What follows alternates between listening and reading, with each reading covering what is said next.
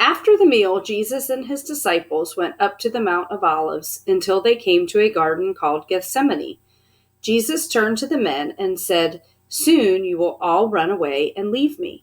"I would never do that," said Peter.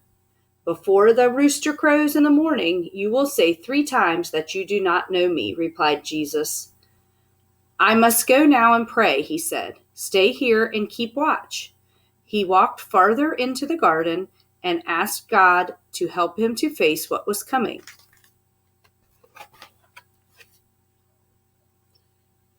Later that evening, Jesus returned to his friends who had fallen asleep. Suddenly, he saw the temple guards and the chief priests coming to arrest him. Judas was leading them. "The man I kiss is the man you want," whispered Judas to the priests.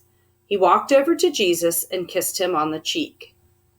The guards closed around Jesus, who did not resist.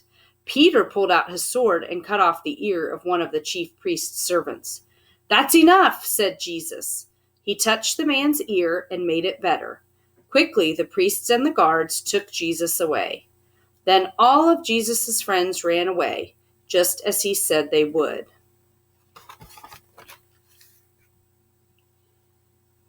Jesus was taken to the high priest's house.